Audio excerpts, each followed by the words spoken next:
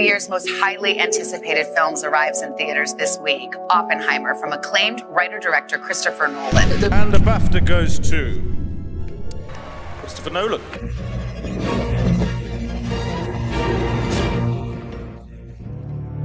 I never went to film school. I never studied filmmaking in any way. I started making films when I was a kid, when I was, I think, 7 years old.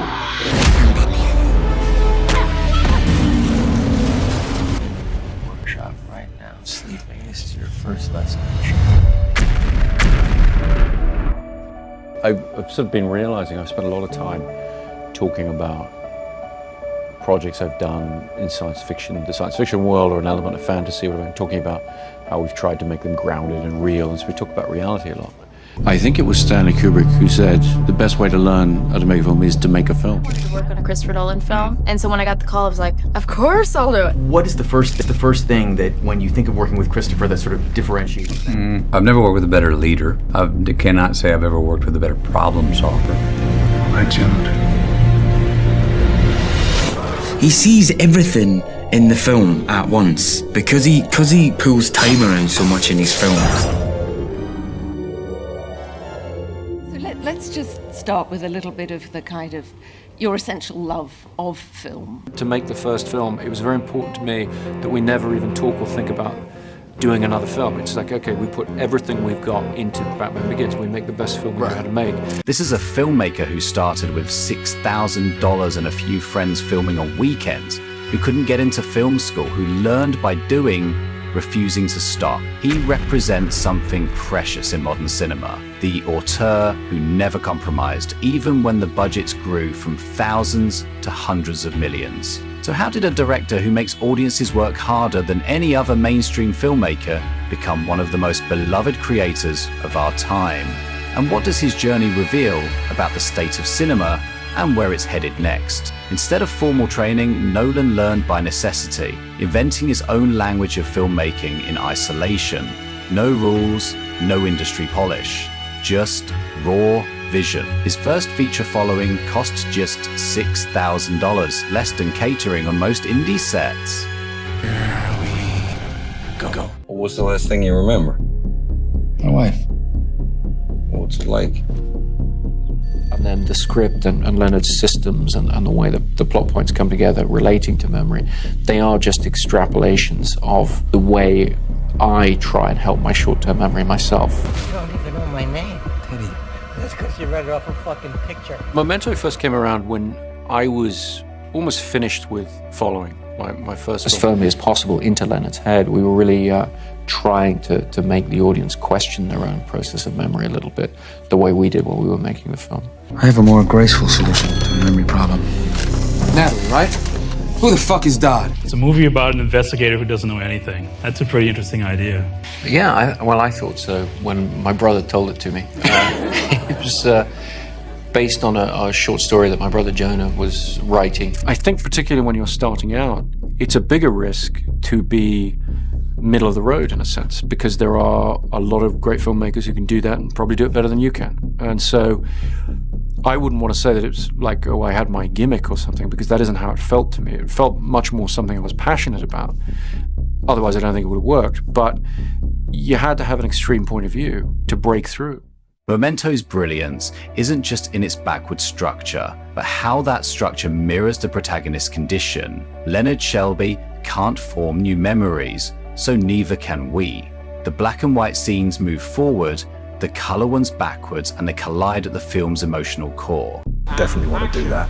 Other people also said, hey, you know, if you play Batman, that's it. You're never going to play anything else again. You will always be Batman. And I went, bring it on. Let's see if that happens. Felt like, look, if I don't have the skill to be able to rise above that, then I don't deserve to either. I absolutely know and cherish the fact that that will be the role I'm probably remembered for most, ever. He's an iconic, larger than life role. But I don't view it really as, being stopped in the street. For me, it was, I could pay off my house. He's really a menacing character.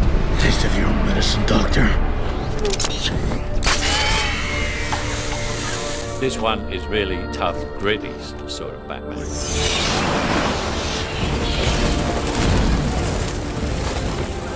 It doesn't take a lot to give into it, does it? And you kind of go along on the ride.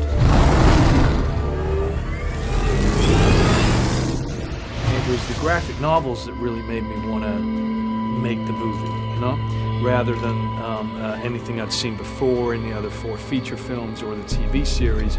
I couldn't understand why nobody had portrayed Batman in the way that you just see so vividly and strongly in the images from the graphic novels. What are you working for? Of rage, of guilt, of fear, of anger, and that's what much of the movie is about. It's about coming to terms with these kind of emotions and attempting to be able to channel them to be able to do good. It's not who I am underneath, but what I do that defines me. Bruce? And then at the end of The Dark Knight, we really left Batman in a very odd place. It was a bit of a cliffhanger, really, in a sense, even though I felt like the conclusion of that story. And I found myself and David Goyer and my brother Jonah, my co-writers, we found ourselves just wanting to know what happened next, what happens to Bruce Wayne. We want to finish his story, and that's what we've done. There's one thing you should know about me. I specialize in a very specific type of security. You're talking about dreams. Inception is a very ambitious, cerebral, almost existential, high-octane. But I need your help. I've always been fascinated by the nature of dreaming, the idea that while we're dreaming we can create a world, but perceive it at the same time without realizing that we're performing both those functions. To the extent where if we dream we're having a conversation with somebody, we're dreaming that person, we're also creating the words that are in that person's mouth, but we feel we're hearing them as if for the first time. Look, if you want my help, you're gonna have to be completely open with me. And so it took me a long time to realize that when you're dealing with the world of dreams, that's not enough. You need emotion. Chris is a visionary, and to have a film that is that ambitious, that combines all those elements, is few and far between. And so the central character played by Leonardo DiCaprio became the most important part of making the story relatable for the audience. He wanted to make sure that the audience believed that they were in that world too. Now his highly anticipated new movie, Interstellar, is set in the near future. A team of explorers travels beyond our galaxy for mankind's most important mission, to learn if humans can live in outer space. A spacecraft that was built by this advanced civilization that provided the wormhole to humanity. And it's called the Tesseract. Kip Thorne's an executive producer on the project. He's one of the great theoretical physicists. This is the first time the depiction began with Einstein's general relativity equations. The visual effects department took Kip's mathematical data and they created real visual representations of what a black hole is meant to look like. Neither wormholes nor black holes have been depicted in any Hollywood movie. And any time you call a film Interstellar and you're taking on the idea of getting out there into the cosmos, the idea of mankind possibly having to leave the Earth one day and find a new home out in the universe. What did you want to accomplish with this movie? You're making a pretty big promise to the audience to really get out there and explore, I guess, what it means to be human. We wanted to build sets that were completely contained, that felt like you really were in the cockpit of a spaceship. And I wanted the actors to be able to look out the windows and see what they would really see out there. And that turned out to be a very large challenge. Did it ever feel like this is going to be complicated for the audience? Which turns a wormhole into 2 dimensions, a circle. Well, it's like, you know, I mean... You don't want to understand the entire story right from the beginning. Otherwise, there's nothing to unfold. I'd say don't try to understand it, just feel it.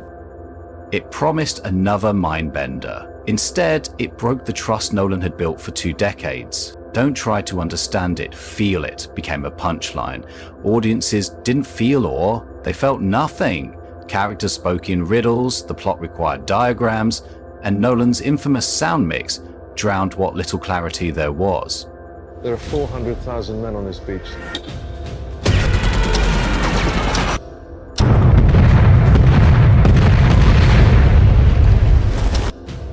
Well, structure to me is a really fundamental part of storytelling, and it has to really be in concert with the substance of the story you're trying to get across. In this case, as usually for me, it's all about point of view. I wanted to create a subjective experience for the audience. It became apparent to me that in order to build up a coherent picture of the larger events of Dunkirk, without jumping out to a different perspective where you have, you know, generals in rooms pushing things around on maps or whatever.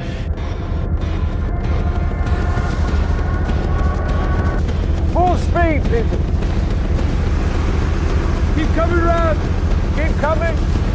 By cross-cutting these three points of view and having them come together at different points, you start to build up the bigger, more coherent picture of what the events of Dunkirk would have been.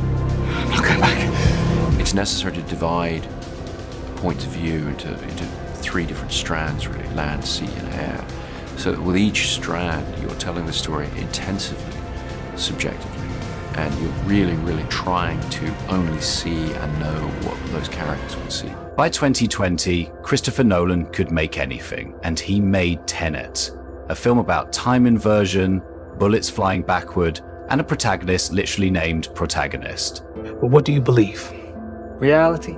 Time isn't the problem. It's getting out alive is the problem. And when we're done, they'll kill you.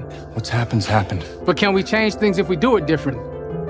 What's happened's happened. Well, this is the fun thing about Tenet is, for me, it's harder to talk about than it is to just watch it and understand. Some people say they don't understand Tenet. Some people say they don't understand everything in Tenet. You're not meant to understand everything in Tenet. It's not all comprehensible. It's this sort of, it's a bit like asking if I know what happens to the spinning top at the end of Inception. Well, how big a plane? That part is a little dramatic.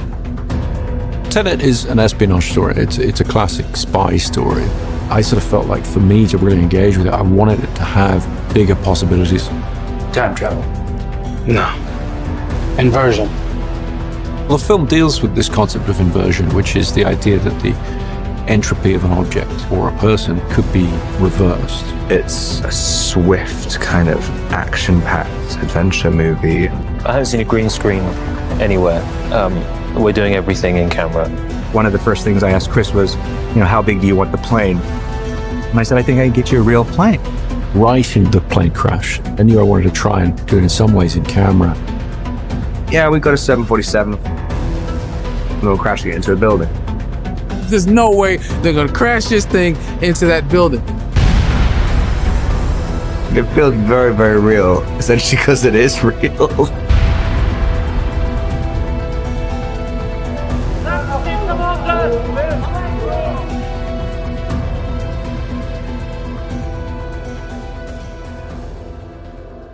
Then came Oppenheimer. No backwards bullets, no tangled timelines, just Cillian Murphy's haunted eyes, real nuclear explosions, and IMAX black and white that made history burn on screen.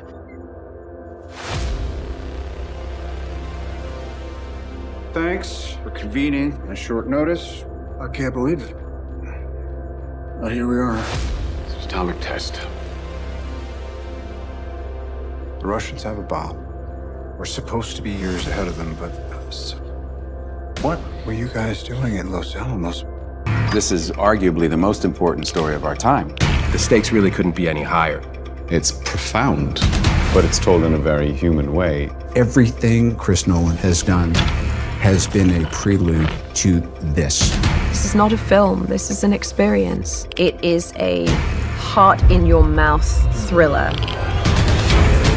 I've been interested in Oppenheimer's story for a long time. At some point, I learned this key piece of information that in the lead up to the Trinity test, they were dealing with the very small possibility that when they pushed that button, they would set fire to the atmosphere of the Earth and destroy the entire planet.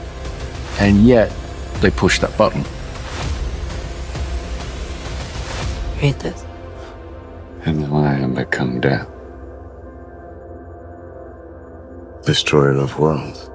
If you're hungry for more deep dives into directors who refuse to think like machines, hit subscribe. Because in a world of algorithm-generated content, sometimes the most human thing we can do is celebrate the humans who dare to dream bigger than focus groups allow. The spinning top is still spinning.